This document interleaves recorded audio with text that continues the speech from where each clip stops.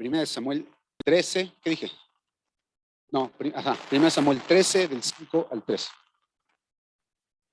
Dice la escritura: entonces los filisteos se juntaron para pelear contra Israel, 30,000 carros, 6,000 hombres de a caballo y pueblo numeroso como la arena que está a la orilla del mar, y subieron y acamparon en Micmas, al oriente de Bet-Aven. Cuando los hombres de Israel vieron que estaba en estrecho porque el pueblo estaba en aprieto, se escondieron en cuevas, en fosos, en peñascos, en rocas y en cisternas.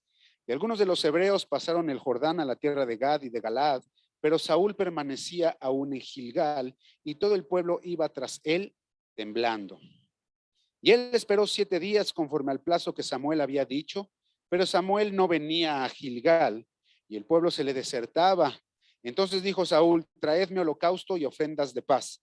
Y ofreció el holocausto, y cuando él acababa de ofrecer el holocausto, he aquí Samuel que venía, y Saúl salió a recibirle para saludarle. Entonces Samuel dijo: ¿qué has hecho? Y Saúl respondió: porque vi que el pueblo se me desertaba y que tú no venías dentro del plazo señalado, que los filisteos estaban reunidos en Micmas, me dije: ahora descenderán los filisteos contra mí a Gilgal, y yo no he implorado el favor de Jehová.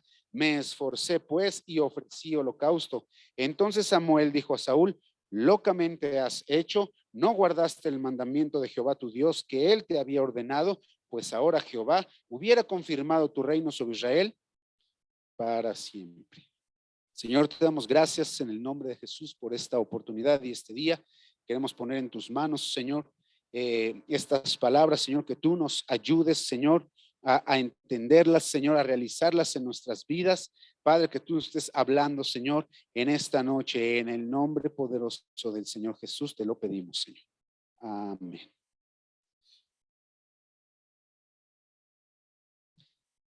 Dios ha sido el que nos ha dado a todos y a cada uno de los que estamos aquí la oportunidad de conocerle. Decía la escritura aquella que se había estado compartiendo en la reunión de varones, dice el Señor: no fueron ustedes los que me eligieron a mí, sino yo, ¿ok? Yo los elegí a ustedes, así que cuando entendemos que Dios nos trae, entonces podemos saber que nos trae para conocerle, ¿ok? Nos trae para que nosotros podamos recibir este regalo de la salvación y este regalo de la vida eterna. Dios no nos trae a la iglesia, no nos trae a este lugar solamente a escuchar y a sentirnos bien, sino a entender la necesidad que tenemos de ser salvos de una muerte eterna. ¿Amén?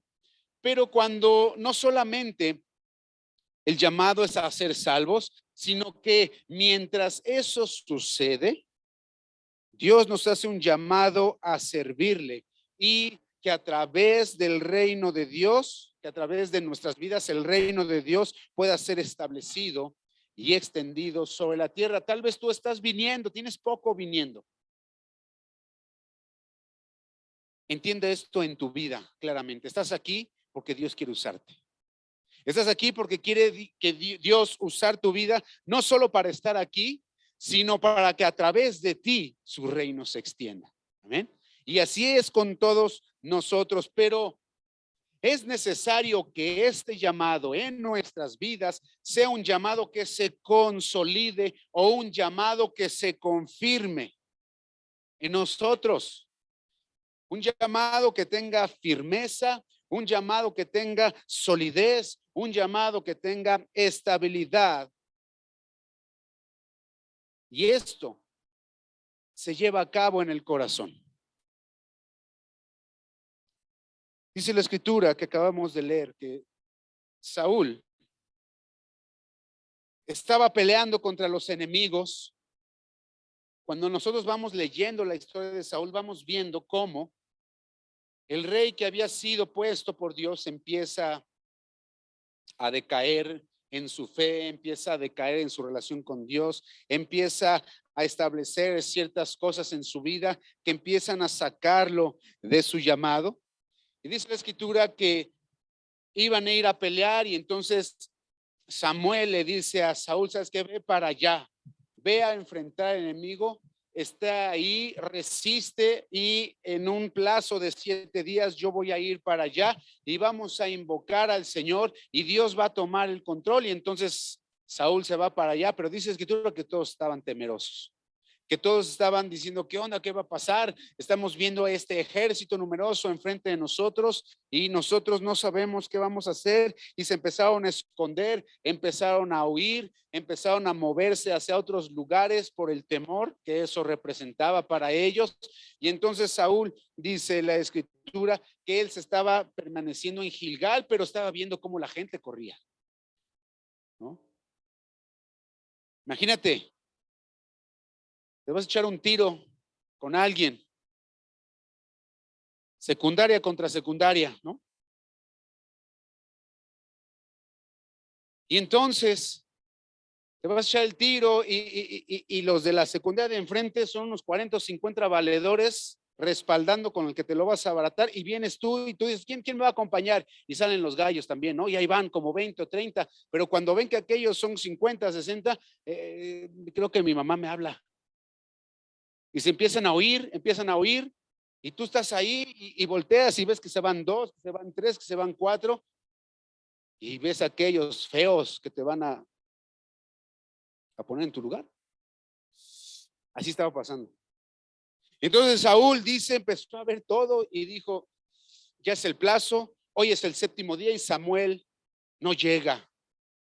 ¿Saben qué? Y dice aquí, en el verso 12, las 2 primeras palabras del verso 12. ¿Qué dijo? Me dije, o sea, se me ocurrió la brillante idea. Decidí tomar el asunto en mis propias manos. Y me dije, como Samuel no llega y estos ya están pronto a aventarse contra mí, voy a ofrecer holocausto, pero ¿cuántos saben que hasta el 7º día tiene 24 horas? Así que dice la Escritura que este hombre, en lugar de haber esperado, tomó las riendas del asunto, ofrece el holocausto y llega Samuel y le dice, ¿qué hiciste? Pues es que mira, entiéndeme que la cosa estaba así. Y casi le dice, ¿no? Como que está implícito, o sea, ¿tú qué hubieras hecho en mi lugar? Y él le dice, locamente has hecho. Si tú te hubieras esperado, si tú hubieras obedecido lo que Dios te había ordenado, ahora él hubiera confirmado tu reino para siempre. Imaginemos esto. Si Saúl hubiera obedecido, hubiera dicho, voy a obedecer, aunque la circunstancia, mis ojos digan una cosa y Dios haya dicho otra, yo voy a hacerle caso a lo que Dios me dijo. Si él hubiera obedecido, dice, Dios hubiera confirmado tu reino para siempre. Hubiera existido probablemente un rey David, como lo conocemos. A lo mejor hubiera sido, si hubiera sido rey David, pero no hubiese tomado el trono como lo tomó, sino el reino de Saúl, dice, hubiera permanecido para siempre y probablemente David hubiera entrado por ahí de alguna otra manera, porque finalmente del linaje de David iba a ser el Mesías, ¿no? Ya estaba escrito. Pero en el supuesto que Saúl hubiera obedecido, la historia sería diferente. Recordemos que Dios es quien hace el llamado. ¿Quién lo hace? Dios. ¿Y quién es el que lo consolida? Dios. ¿A través de qué? A través de que nosotros permitamos que Él more, que se desarrolle en nosotros, haciéndonos morir a nosotros mismos. ¿Qué significa morir a uno mismo? Significa morir a nuestra naturaleza pecadora, significa morir a lo que yo soy, a mis ideas, a mis costumbres, a mi forma de ver la vida, para tener el corazón y la mente de Dios. Es morir a eso. Y este proceso implica que nosotros participemos. El morir a uno involucra nuestra propia voluntad, ¿ok? Y ¿cuántos saben que no es algo que se da automático, que corra por sí solo? No es de que yo vengo un día, recibo al Señor Jesucristo como mi Señor, mi Salvador, me arrepiento, Señor, perdóname, límpiame, cámbiame, lávame.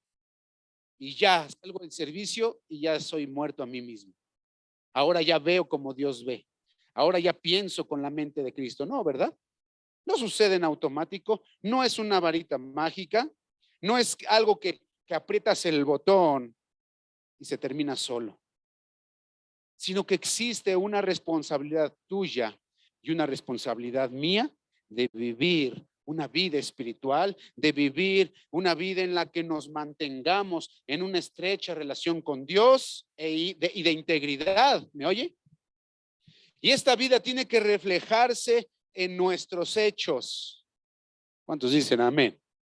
Tiene que reflejarse en nuestra forma de vivir en lo cotidiano. Dios, en nuestros compromisos, en cómo los cumplimos, en cuáles son los pactos que hacemos con el Señor y de qué manera nosotros tomamos las decisiones o vamos dando los pasos para ir cumpliendo lo que hablamos con Dios. Y cuando nosotros cumplimos lo que hablamos con Dios, entonces hay fruto en nuestras vidas. Hay fruto en nuestras vidas. Cuando ves la vida de Saúl, vas viendo que va tomando decisión mala tras decisión mala tras decisión mala.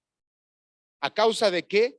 De no creerle al Señor, a causa de dejar que su envidia, a dejar que su egoísmo, que su egolatría lo dominara, lo gobernara, en lugar de obedecer, en lugar de hacerle caso a lo que Dios había dicho de él. ¿Cuántas veces el Señor nos ha hablado a nosotros? ¿Verdad? Nos ha señalado el punto donde tenemos que trabajar. Nos ha mostrado las actitudes de nuestro corazón y nos enojamos y a veces decimos, bueno, sí, Señor, yo quiero obedecerte, pero cuando nos damos cuenta de lo que va a implicar obedecer, ya como que no nos empieza a gustar tanto. ¿Sí o no es cierto? Ya como que ya nos empezamos a echar para atrás, porque es más fácil llevarla con la corriente. En esta historia nos muestra algo que es bien importante y que tenemos que buscar en nuestras vidas. La llenura, hermano, del Espíritu Santo en nosotros, así como mantenerlo vivo en una vida pujante espiritual. Fíjense la historia de este hombre. Vámonos 3 capítulos atrás, capítulo 10, 1 Samuel capítulo 10.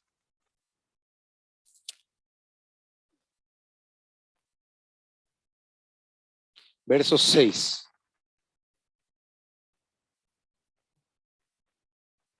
En este capítulo 10 nosotros leemos el llamado de Saúl por medio de Samuel.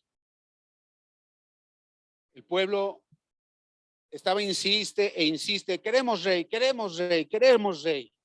Y Samuel volteaba a ver al Señor y dice, Señor, pues esta gente rebelde está pide rey, pues ¿qué hacemos?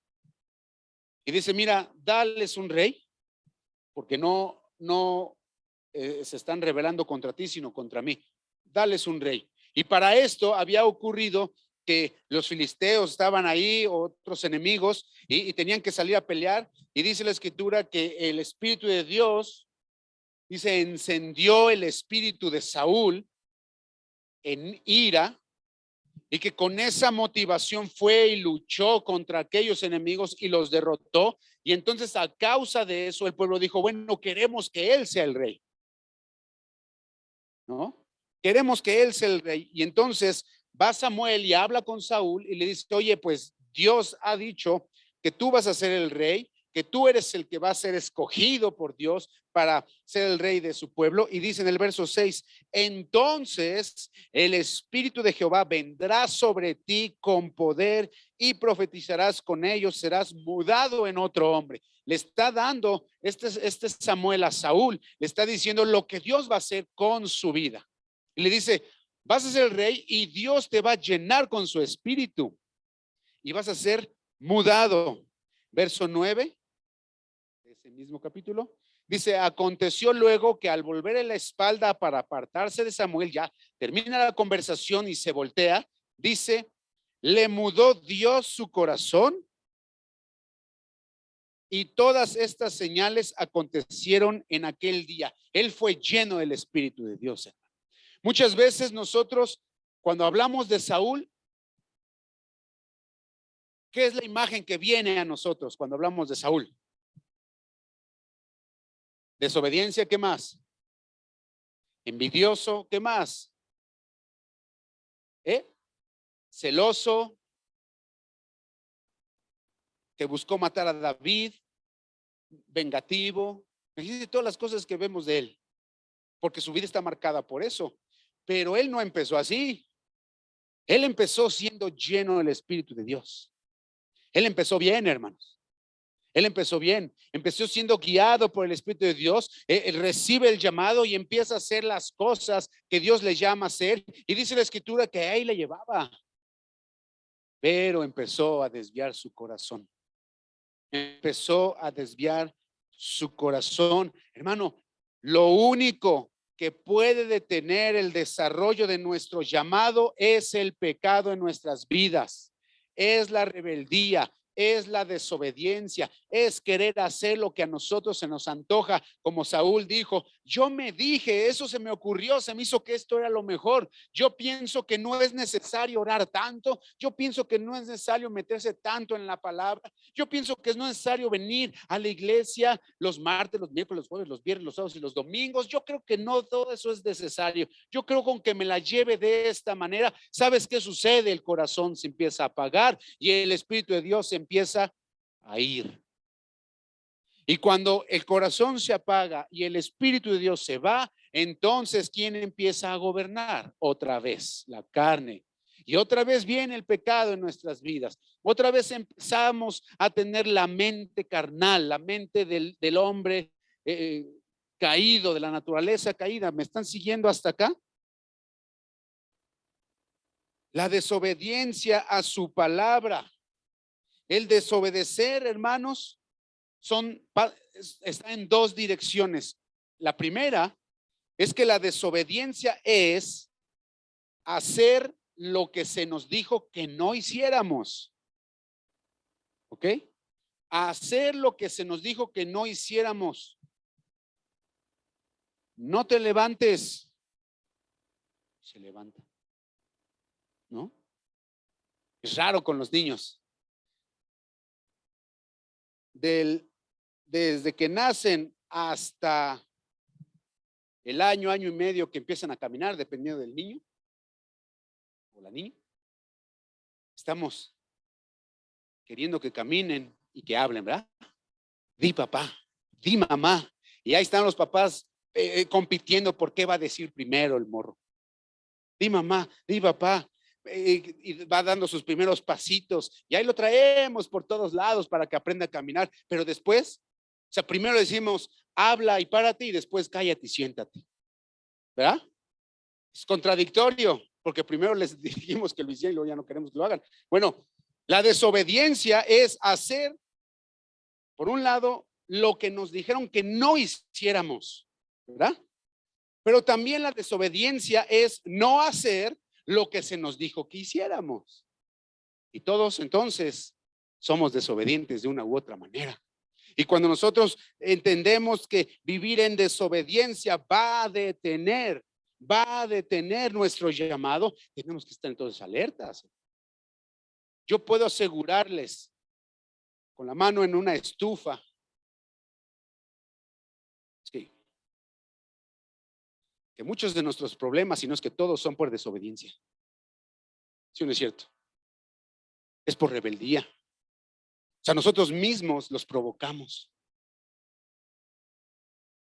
Se nos dice que no mintamos y mentimos, que no robemos y robamos, que no adulteremos y adulteramos, que no forniquemos y fornicamos. Y se nos dice que oremos, que perdonemos, que amemos a los demás, que leamos, que nos involucremos, y no lo hacemos tampoco. Hacemos lo que nos dicen que no hagan y no hacemos lo que sí nos dicen que hagamos. Hay desobediencia en nosotros. Santiago 4:17 dice: al que sabe hacer lo bueno y no lo hace, le es pecado. Cuando nosotros no nos metemos en esta mentalidad de decir: Señor, tú eres el que ordena y yo voy a meter y someter mi vida a tu voluntad, entonces nuestro llamado, tu llamado, mi llamado empieza a consolidarse. Y un día Dios te va a llamar para que entonces entres a trabajar en sus labores y te va a ir capacitando y te va a ir ayudando. En el caso de los hombres, ojo, no es un tema de misoginia, ni de machismo, ni del patriarcado y esas cosas que están volando por todos lados. Pero Dios estableció en el orden de la creación que el llamado al ministerio es del hombre, pero la mujer es su ayuda. ¿A qué puede aspirar una mujer en el reino de Dios? Dice la Escritura: a enseñar a las más jóvenes, a enseñar a los niños, a compartir el esfuerzo en el ministerio de un esposo, ¿de acuerdo? A soportar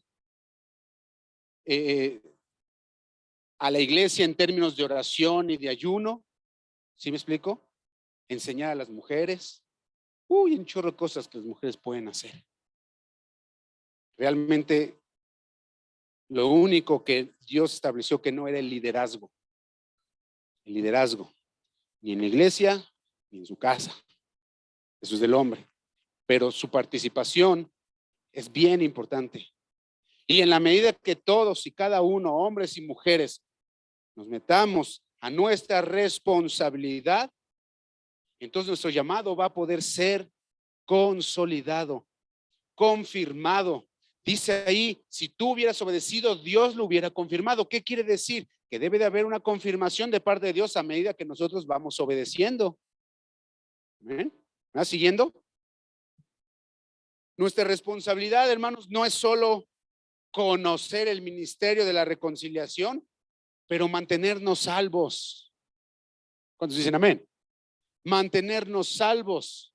Es más importante la salvación, es más importante el obrero que la obra.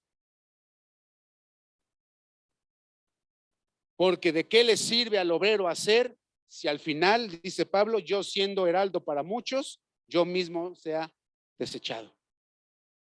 Así que tenemos que mantenernos salvos, dice Santiago 1:21, desechando pues toda inmundicia y abundancia de malicia. Dice: recibamos con mansedumbre la palabra implantada, la cual puede salvar vuestras almas. Sino, ¿cómo es que podemos recibir la palabra que puede salvar nuestras almas? Obedeciendo y desechando primero el pecado que hay en nosotros que impide que la recibamos, y una vez que lo desechamos y la recibimos, vivir en ella, porque ella va a salvar nuestras almas. Va siguiendo, ¿verdad? Gloria a Dios.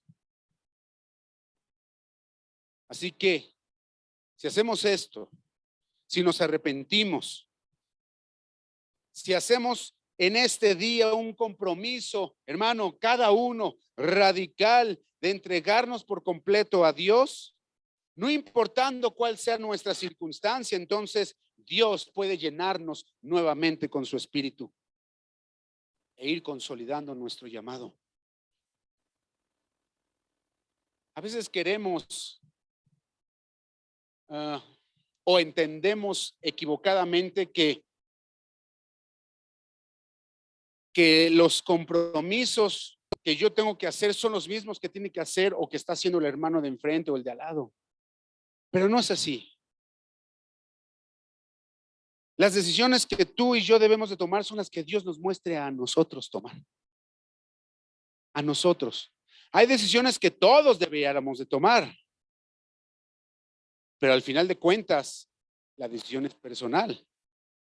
Así que quizá Dios a unos les habla diciéndole, tienes que meterte más en tu vida de oración. Quizá a otros le está diciendo, tienes que meterte más en tu vida de congregación. A lo mejor a otros le está diciendo, tienes que decidir perdonar a tal o a cual persona porque no estás avanzando. ¿Me explico? Así que sin importar qué es lo que Dios nos muestra, por minúsculo que sea o que le parezca a los demás, hagamos eso, ¿verdad? Metámonos en eso. Eso es lo que nos permite mantenernos en el camino sin desviarnos a un lado y al otro. La obediencia a la palabra del Señor, escuchar su voz, no endurecer el corazón y vivir en ella, es lo que nos permite seguir hasta la meta. Hermanos, nosotros fuimos testigos y muchos de ustedes también, porque creo que la gran mayoría estuvo acá en la conferencia, pero unos días antes de la conferencia de septiembre, nosotros tuvimos un avivamiento en Martín Carrera y el hermano Roberto estaba ahí y él compartió de la ofrenda. Se subió y compartió de la ofrenda. Y bueno, a decir por la historia del hermano, no creo que haya tenido un doctorado en ese sentido. Un hermano que vivió una vida bien complicada, complicadísima, que muchos de nosotros ni siquiera hemos vivido nunca. Pero Dios lo rescató. Aleluya. Dios le dio la chance. Es en ese avivamiento, bueno, antes cuando los conocimos, a él y a su esposa, fue también un avivamiento en Martín Carrera. Y entre servicios estuvimos comiendo con ellos y platicando y hablándoles de la palabra y de lo que Dios quiere hacer en sus vidas, de la importancia que era, por ejemplo, ellos no estaban casados y de la importancia que si ellos querían servir, tú quieres servir a Dios, sí, y tú sí, y aman a sus hijos, sí, cásense, y Dios los va a bendecir, y tomaron la decisión, se casaron y Dios los empezó a usar, hermano, y empezó a restaurar sus vidas y todo, y después lo vimos predicando, compartiendo la ofrenda, y luego en la conferencia aquí lo hizo también, dirigió algo por el estilo. Ya estaba, y no usó grandes palabras ni grandes profecías, pero lo que dijo traía un impacto de Dios en su vida, que generó convicción para que la gente diera para su ofrenda. No sé si me estoy explicando. Él iba tomando decisiones. Yo no dijera, ay, pues, sí soy cualquiera, no, cada quien tiene sus peleas, sus batallas. Cada quien tiene sus concupiscencias, sus pecados ocultos que tiene, de lo que se tiene que arrepentir. La única forma en la que nos podemos mantener es obedeciendo, hermano. Para proseguir es obedeciendo. Y solo haciéndolo así es que vamos a poder observar qué frutos hay en nuestras vidas. Terminamos con esta pregunta: ¿cómo está nuestra vida hoy? Hay áreas en nosotros que sabemos que estamos bien mal, ¿verdad? Y que al paso de los años, 1, 2, 3, 5, 10, 15 o 20 años, seguimos batallando con eso exactamente todavía. ¿Por qué? Porque es un área que no hemos sometido, porque es un área que no hemos trabajado. Estamos observando el resultado de decisiones y decimos, chanfle, esto no agrada a Dios. Por ejemplo, en mi caso, algo tan simple como ir en la calle manejando, todavía me hierve la sangre cuando un canijo se me mete. Ay, y empiezo a hablar hasta solo. Si voy solo, empiezo a hablar solo. Y yo, y luego me pongo a pensar, y si mañana me ve en la iglesia y me decía, tú fuiste el que lo, ¿no? Y todavía sigo fallando y luego, a veces van ahí mis hijos también, mi esposa, y luego me codea y me dice, pero sí, ¿verdad? ¿Qué tal si ese mañana te va a ver en el evangelismo, verdad? Chample, me siento bien condenado, pero tienen razón. Y es un área que yo tengo que ir ajustando, que tengo que poner en las manos de Dios todavía. Y así como esa, pueden haber 50. ¿Qué frutos hay, hermano? ¿Qué frutos hay de una vida que no agrada a Dios, que es gobernada aún por la carne o por los deseos engañosos? Quizá una vida que a causa del enojo o del resentimiento ya tiene una raíz de amargura y eso es lo que le gobierna. ¿Por qué Saúl hizo lo que hizo? Porque ya no confiaba en Dios, sino en su propia mente, y a causa de la amargura que había en su corazón. Él ya vivía amargado, eternamente amargado. ¿Ven? Pablo le dice a Timoteo, mira, yo te encarezco delante de Dios que hagas tu chamba. Te encarezco que estés predicando, que instes en tiempo y fuera de tiempo, que redargullas, que instruyas, que reprendas, que exhortes, ¿no? Que hagas la obra de evangelista a la que fuiste llamado a hacer. Obedece. Dice, sufre las aflicciones. Porque como que Timoteo ya estaba claudicando, como que ya estaba pasando aceite. Y Pablo le dice, no, haz lo que tienes que hacer y paga el precio de hacerlo. Paga el precio de hacerlo. Hemos conocido mucha gente que al momento que Dios le llama y le dice, mira, quiero usar tu vida, pero este va a ser el precio, mejor se echan para atrás, mejor se sientan, mejor lo ven de lejos, porque no quieren pagar ese precio, no quieren negarse, porque no quieren entregarle su vida al Señor, porque no quieren dejar sus hábitos, no quieren dejar esas relaciones, porque no quieren dejar el fútbol, porque no quieren dejar, sus planes y proyectos personales, no quieren dejar su proyección profesional. ¿Me estoy explicando? ¿Qué Dios nos ha llamado a hacer? Tú contesta la pregunta. ¿Qué clase de vida y nivel de vida te ha llamado a vivir a ti y a mí? Contesta la pregunta. Hermanos, si nos mantenemos en lo que Dios nos ha llamado, no habrá forma de desviarnos. Pero si no nos mantenemos, el llamado puede ser esfumado. ¿Me explico? Así que en esta noche tomemos una decisión radical y profunda para ser usados por Dios. ¿Cuántos quieren ser usados por Dios? Que sus vidas cuenten. No solo estar aquí, sino que Dios use tu vida y diga, yo a través de ti voy a salvar a aquel, voy a sanar a aquel, voy a traer una palabra a aquel matrimonio y serán sanados solamente porque has obedecido y has dicho para adelante, no por nuestra habilidad o por nuestras capacitaciones, pero por el Espíritu Santo de Dios en nuestras vidas que nos da el poder de hacer eso. ¿Me siguió? ¿Sí, verdad? Vamos a ponerse de pie.